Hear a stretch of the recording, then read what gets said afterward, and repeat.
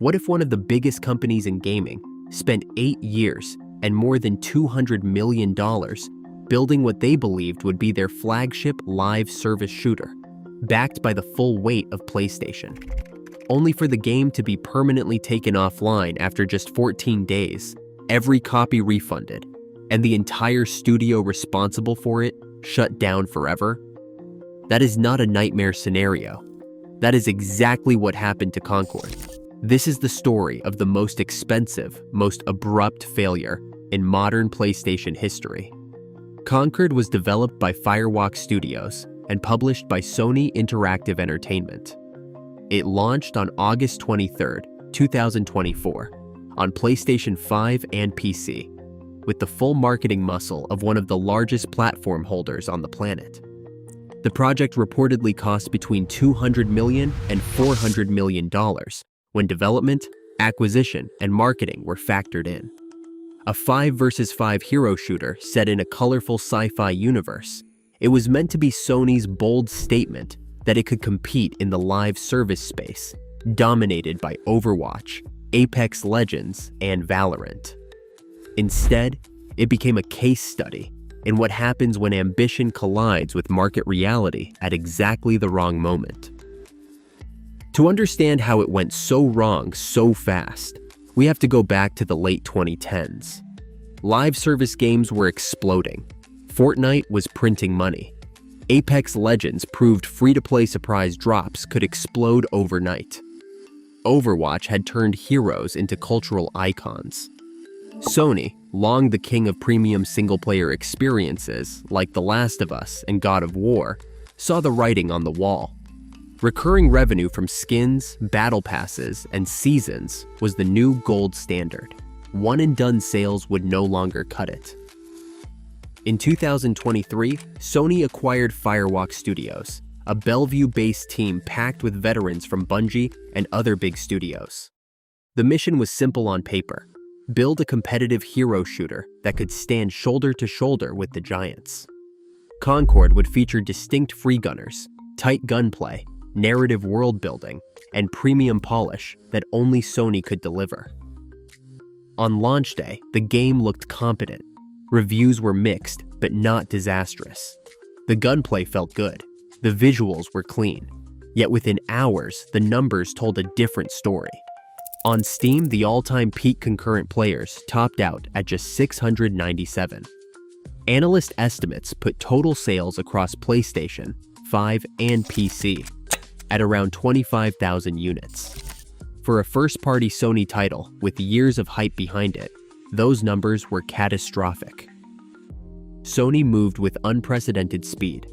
On September 3rd, just 11 days after launch, the company announced it was pulling Concord from sale, and it would take the servers offline on September 6th. Every single buyer received a full refund. The game was completely delisted from every digital storefront. 14 days. That was the entire commercial life of Concord. This was not a technical failure. The servers worked. There were no game-breaking bugs, no scandals, no crunch horror stories leaked out. The failure was quieter, more structural, and far more instructive. The market was already saturated beyond recovery. Players had spent years inside Apex Legends, Valorant, and Overwatch 2. Those games were free to play, with thousands of hours of content, established friends lists, ranked ladders, and cosmetic collections. Concord launched at a $40 premium price point in a genre where the biggest competitors cost nothing to try. That created an immediate psychological barrier that Sony never overcame. Matchmaking collapsed almost instantly. With so few players, queue times stretched, skill gaps widened, streamers moved on within days. The social momentum that live service games need to survive simply never materialized. Then there was the identity problem. Hero shooters live and die by their characters. Overwatch had Tracer, Apex had Wraith, Valorant had Jett. These were not just abilities. They were cultural icons that defined the genre. Concord's free gunners were mechanically solid, but never broke through. Their abilities felt like familiar archetypes with fresh paint. The visual style was polished, but safe. In a red ocean market, good was nowhere near enough. Sony's broader live service strategy only made things worse. The company had publicly committed to launching 12 live service titles by March 2026. Internally, however, tension was growing. Bungie, acquired for billions, was reportedly raising red flags about sustainability and monetization across the entire portfolio. By the time Concord launched, the gold rush era of hero shooters was long over. The dominant players had built unbreakable network effects. Breaking in required either radical innovation or completely frictionless access. Concord offered neither. The aftermath was swift and brutal. On October 29, 2024, Sony announced the permanent closure of Firewalk Studios, along with mobile studio Neon Koi. Roughly 210 jobs were lost. The studio that had been acquired less than 2 years earlier no longer existed. In August 2025, during Sony's quarterly earnings call, Chief Financial Officer Lin Tao openly admitted the company's live service push was not entirely going smoothly. She cited Concord as the clearest example of lessons that would now shape every future project. Marathon, Bungie's extraction shooter, was delayed into early 2026 with explicit instructions to avoid repeating Concord's mistakes. Other unannounced live service projects were quietly canceled or scaled back. The financial hit was never officially disclosed, but industry estimates put the total cost to Sony well north of $200 million once you include the studio acquisition, multi-year development, marketing, and the full refunds issued to every player. For context, that is more than the entire development budget of many blockbuster single-player games combined. Concord's failure was not about broken code or poor execution. It was about strategic miscalculation at the highest level. Sony tried to enter a mature, winner-takes-most genre with a premium-priced product that offered no compelling reason to switch from the games players already loved. The deeper lesson is brutal but clear. Live service success is no longer about competence or brand power. It is about ecosystem lock-in and relentless differentiation in a world where player attention is the scarcest resource on Earth.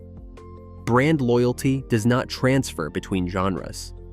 Sony's reputation for cinematic single-player masterpieces gave it no automatic advantage in a competitive shooter space where players vote with their daily playtime. Timing matters more than ambition.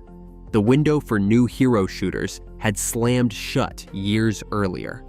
By 2024, the battlefield belonged to games with billions in cumulative investment and communities that had been growing for half a decade. Live service is not a business model you can test half-heartedly. It demands constant updates, transparent communication, and viral cultural moments.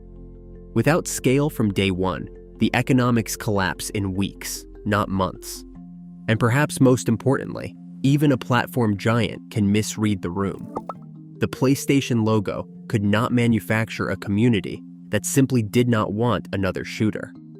In the end, Concord lasted 14 days in the wild. It is now the second shortest-lived major online game in history. The studio that built it is gone. The game itself has been erased from existence. Sony has since doubled down on learning from the disaster. Marathon is being positioned as the corrected version of the vision. Yet the scar remains visible across the entire industry in 2026. Concord proved that in the modern era, even $200 million and the full power of PlayStation cannot buy you a seat at the table if the table is already full and the other guests have been there for years. Sometimes the most expensive lessons in gaming are not about what you build. They are about realizing too late that nobody asked you to build it.